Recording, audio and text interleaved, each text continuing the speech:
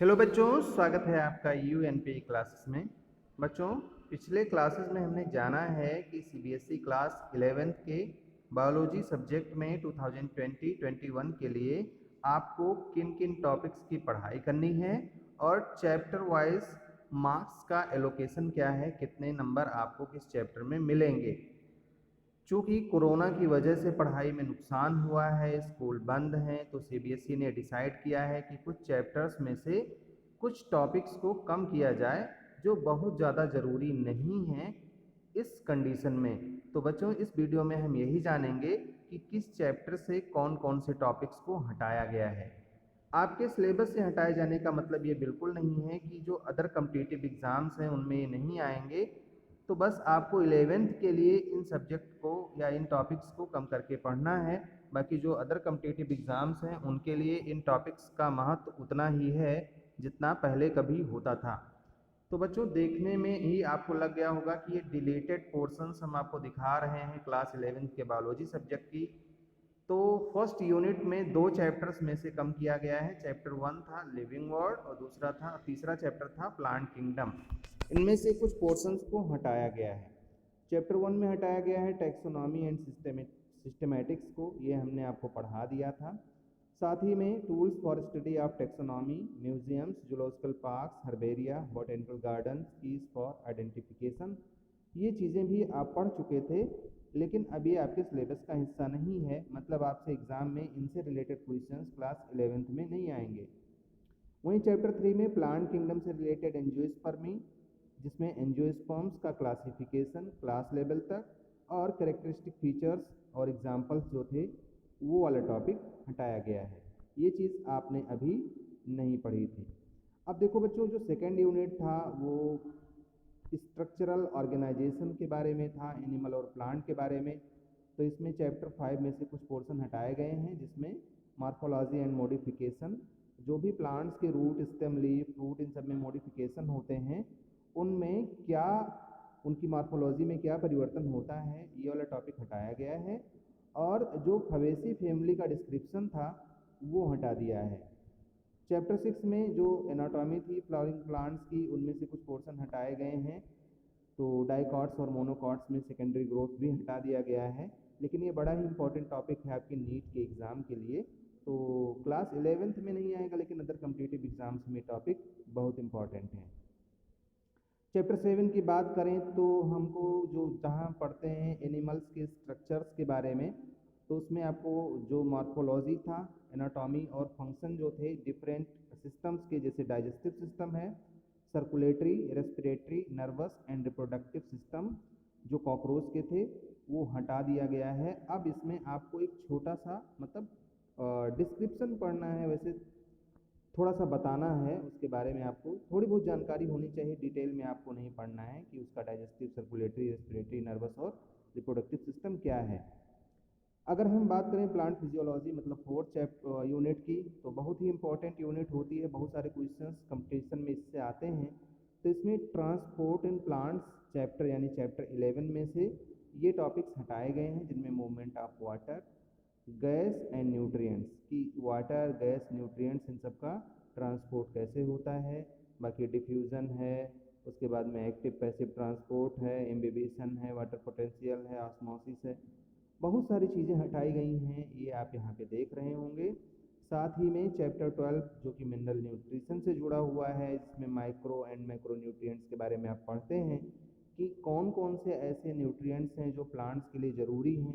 16 elements ऐसे होते हैं जो ज़रूरी हैं। तो उन न्यूट्रिएंट्स की कमी से कौन सा डिजीज़ होता है, कैसे हम दूर करें, कैसे पहचानेंगे।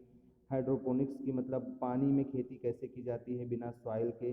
तो ये सारी चीज़ें हटाई गई हैं। नाइट्रोजन साइकिल भी हटा दिया है और बायोलॉजिकल नाइट्रोजन फिक्सेशन, जैसे कि किस तरीके से नाइट्रोजन का फिक्सेशन करते थे बैक्टीरिया, ये टॉपिक भी हटाया गया है। तो बहुत ही इंपॉर्टेंट टॉपिक सब कम कर दिए गए हैं। उसके अलावा प्लांट फिजियोलॉजी में से ही ग्रोथ एंड डेवलपमेंट से रिलेटेड ये पोर्शन हटाया गया है, जिसमें कि प्लांट ग्रो कैसे करता है, उसके जर्मिनेशन से मतलब बीज के उगने से लेकर के जो ग्रोथ जहाँ तक होता है वो सारी चीज़ें इसके अंतर्गत आती थी। उसमें से कुछ प्रोसेस को हटाया गया है कि ग्रोथ कैसे होता है, जर्मिनेशन कैसे होता है, प्लांट्स के अलग अलग पार्ट्स कैसे बनते हैं, यानी डिफरेंशिएशन कैसे होता है, और उसके बाद में उसका रीडिफरेंशिएशन कैसे होता है ये भी हटाया गया है। कुछ सीक्वेंसेस हटाए गए हैं जो प्लांट सेल में होते हैं प्लांट सेल के डेवलपमेंट के टाइम पे। उसके अलावा सीड डॉर्मेंसी, मतलब कि जो बीज होते हैं वो पेड़ से गिरने के बाद में, निकलने के बाद में तुरंत नहीं उगते, तुरंत नहीं जमते, तो वाला पोर्शन हटाया गया है। वर्नलाइजेशन एंड फोटोपीरियोडिज्म भी हटाया गया है।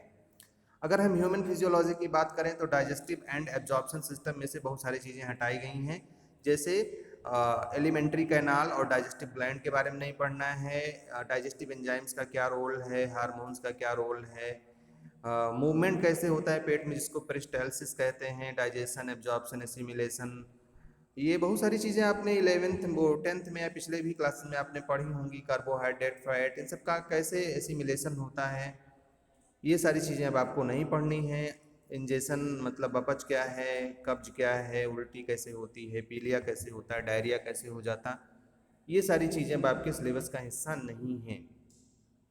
अगर हम बात करें चैप्टर 20 की तो लोकोमोशन एंड मूवमेंट से रिलेटेड ये चैप्टर था कि किस तरीके से लोअर ऑर्गेनिज्म या अपर ऑर्गेनिज्म मूव करते हैं, यानी एक स्थान से दूसरे स्थान पे जाते हैं, लोकोमोशन कैसे होता है, ये इसमें से आपको नहीं पढ़ना है। स्केलेटल सिस्टम में से कुछ चीज़ें हटाई गई हैं, जैसे जॉइंट्स क्या होते हैं, क्या क्या डिसऑर्डर्स आते हैं। चैप्टर 21 जो कि न्यूरल कंट्रोल एंड कोऑर्डिनेशन, आपके पिछले साल भी था, थोड़ा बहुत आपने 10th में पढ़ा होगा कि रिफ्लेक्स एक्शन क्या होता है, किस तरीके से सेंस ऑर्गन्स वर्क करते हैं, एलिमेंट्री स्ट्रक्चर क्या है आई और ईयर का, ये भी इस साल आपको नहीं पढ़ना है। अगर हम बात करें प्रैक्टिकल्स की तो प्रैक्टिकल बहुत सारे 11th में करने होते हैं, जिसमें से कुछ पोर्शंस डिलीट किए गए हैं, जिनमें से फबेसी फैमिली जो कि थ्योरी में भी हटा दिया गया है, तो उसके रूट, स्टेम, लीफ का आप कोई भी आपको प्रैक्टिकल नहीं करना है। जो डाइकाट और मोनोकॉट रूट और स्टेम का हमको टीएस मतलब ट्रांसवर्स सेक्शन काटना होता था, तो ये चूंकि थ्योरी में भी हटा इसलिए प्रैक्टिकल में भी हटा दिया गया है।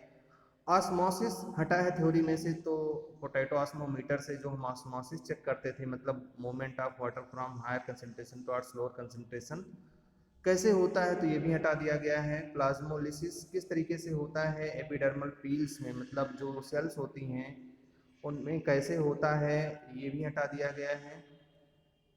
कंपैरेटिव स्टडी हटा दिया गया है रेट ऑफ ट्रांसपिरेशन का, कि एक दो अलग अलग जगह पे रखे हुए पौधों में किस तेजी से ट्रांसपिरेशन होता है, इसका एक कंपैरेटिव स्टडी होती है, एक प्रैक्टिकल होता है, तो वो भी नहीं है अब आपके पार्ट का हिस्सा, इसका पार्ट नहीं है आपके सिलेबस का।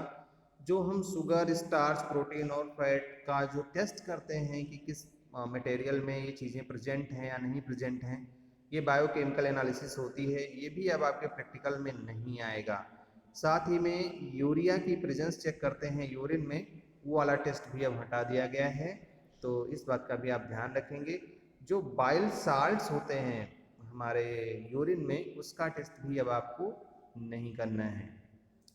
इसके अलावा स्पॉटिंग में भी कुछ चीज़ें कम की गई हैं। स्पॉटिंग का मतलब ये होता है बच्चों, जब आप प्रैक्टिकल कर लेते हो उसके बाद में आपको स्पॉटिंग करवाया जाता है, मतलब कुछ चीज़ें रख दी जाती हैं और उसमें लिखा नहीं होता कि ये क्या है, अब आपको जाना है, तुरंत देखना है, पहचानना है और बताना है। छोटा सा इमेज बनाना है, रफ डायग्राम, उसके कैरेक्टरिस्टिक फीचर्स लिखने हैं और फिर बताने होते हैं कि ये जो रखा गया मटेरियल है क्या शो कर रहा है। इसी को स्पॉटिंग बोला जाता है। तो उसमें से कुछ चीज़ें घटाई गई हैं, उसकी भी लिस्ट यहाँ पे दिख रही है। तो अब ये बहुत ज़्यादा काम की आपकी नहीं रह गई है कि क्या क्या इसमें रहेगा। तो बच्चों ये था डिलेटेड पोर्शन आपके बायोलॉजी सिलेबस का। इसके बाद में 12th का भी है, तो 12th की जानकारी तो आपको चाहिए नहीं। तो बच्चों फिलहाल इन चीज़ों को अगर आपने पढ़ाई शुरू कर दी है तो 11th में चीज़ें नहीं आएंगी। 11th के सिलेबस में, अपने क्लास वाले सिलेबस में जो भी आपका है बुक है या जो आपको सिलेबस है आपके पास में, उसमें इन चीज़ों को हाईलाइट कर दीजिए या अंडरलाइन कर दीजिए, ताकि पढ़ते टाइम आपको पता रहे कि इन चीज़ों पे मेन फोकस क्लास 11th के एग्ज़ाम के लिए आपको नहीं करना है। बाकी चीज़ें आपको पढ़नी हैं। अगले क्लासेस में क्लास वीडियोस, क्लास लेक्चर्स लेकर के हम आएंगे। तब तक के लिए अपनी पढ़ाई करते रहिए। All the best. May God bless you. Thank you for watching.